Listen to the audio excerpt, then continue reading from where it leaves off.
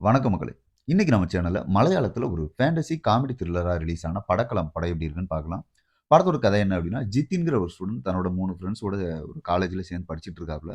அங்க ரஞ்சித்ங்கிற ஒரு புரொஃபசர் இருக்காரு. அவரு அங்க இருக்க ஸ்டூடண்ட்ஸ் எல்லாருக்குமே ரொம்ப புடிச்ச ஆளு. எல்லார் கூடயும் ரொம்ப ஜாலியா, ஜோவியலா பழகக்கூடிய ஆளு.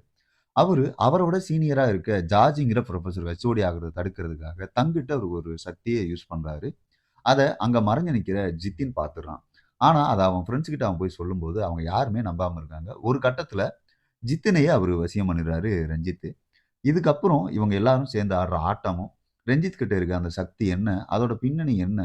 அதனால இவங்க என்ன நிலைமைக்கு தள்ளப்படுறாங்க? அப்படிங்கிறது தான் இந்த படத்தோட மொத்த கதைக்களமே. ரஞ்சித்தா சராஃபுதீன் பட்டைய கிளப்பிட்டாருன்னு சொல்லலாம். ஏன்னா, ஃபர்ஸ்ட் ஹாஃப் முழுக்க இவருக்கு தான் செம்ம ஸ்கோப் இருந்தது. அதையும் இவரு நல்லாவே யூஸ் பண்ணிக்கிட்டார்ன்னு சொல்லலாம். செகண்ட் ஹாஃப்லயும் இவரோட ஆக்டிங் நல்லாவே இருந்தது. ஜார்ஜியா சுராஜ் சொல்லவே வேணாம். வழக்கம் போல மனுஷன் செம்மையா பண்ணிட்டாரு. ஃபர்ஸ்ட் ஹாஃப்ல கொஞ்சம் காணாம போறவரு, செகண்ட் ஹாஃப்ல ஜோதியில அவரே வந்து ஐக்கியம் ஆயிடுறாரு. அதுலயும் கொஞ்சம் இன்னசென்ஸ் கலந்து நல்லாவே நடிச்சிருக்காரு. அதுவும் இவரு செகண்ட் ஹாஃப்ல ஜாயின் பண்றதுக்கு முன்னாடி அவரு வர்ற இடம் யாருமே எதிர்பார்க்காத ஒரு இடமா இருக்கும். இவங்க 2 பேரையுமே தூக்கி சாப்பிடுற மாரி தான் இருந்தது. ஜித்தினா வர்ற சந்தீப்போட நடிப்பு.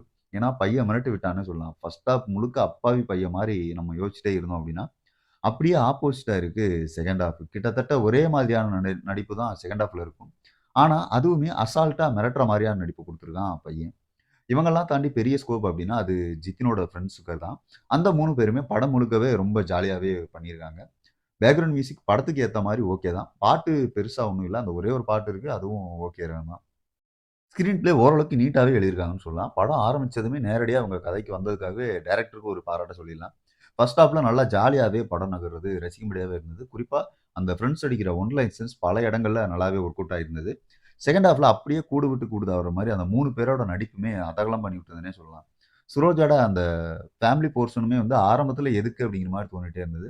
ஆனா கடைசியில அத எமோஷனலா கலந்து கிளைமாக்ஸே அத ஒரு மையமா வச்சு தான் முடிச்ச விதமே நல்லா இருந்தது.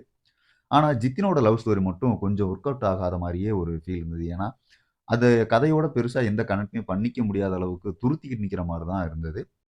செகண்ட் ஹாஃப்ல வர சின்ன சின்ன ட்விஸ்ட்டுமே கூட ரசிக்கும்படியா இருந்தது. ஏன்னா, நம்ம எதிர்பார்க்காத இடங்கள்ல வர்ற அந்த சின்ன சிம்பிளான ஒரு ட்விஸ்ட்டா தான் இருக்கும். பட் அது வந்து நம்மளுக்கு ரசிக்கும்படியாவே இருந்தது.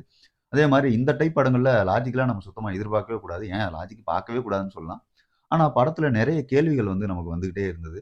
அத நீங்க படம் பார்க்கும்போதே உங்களுக்கு புரியும். ஏன்னா, இந்த சக்தி வந்து அவருக்கு எப்படி வந்தது? அத ஏன் அவர் இந்த இடத்துல யூஸ் பண்றாரு? அத ஏன் இவ்வளோ சிம்பிளா தான் யூஸ் பண்ணுமா? அப்படிங்கிற மாரி ஒரு கேள்விலாம் வந்துட்டே இருக்கும். செகண்ட் ஹாஃப்லுமே கூட இன்னும் கொஞ்சம் பெட்டரா இருந்திருக்கலாமோ? அப்படிங்கிற மாரியான எண்ணம் வந்து உங்களுக்கு வந்துகிட்டே இருக்கும். அந்த கேள்விகளுக்கு வந்து இவங்க விடை சொல்ற மாரி ரைட்டிங்ல இன்னும் கொஞ்சம் கான்சன்ட்ரேஷன் பண்ணியிருந்தாங்க அப்படின்னா, இது இன்னுமே ஒரு நல்ல படமாவே அமைஞ்சிருக்கும். இருந்தாலுமே பெருசா எந்த எதிர்பார்ப்புமே இல்லாம, லாஜிக்லாம் பார்க்காம ஜாலியா ஒரு படம் பார்க்கணும்னு நெனைச்சீங்க அப்படின்னா, நீங்க தாராளமா இந்த படத்த பார்க்கலாம். எந்த 18+ எதுவுமே இல்ல. நீங்க தாராளமா குடும்பத்தோடயே பார்க்கலாம். படம் ஜியோ ஹாட்ஸ்டார்ல தமிழ் டப்பிங்லயே இருக்கு. குடும்பத்தோட பார்த்து என்ஜாய் பண்ணுங்க மகளே. அடுத்த ஒரு விமர்சனத்தில் சந்திப்போம். நன்றி.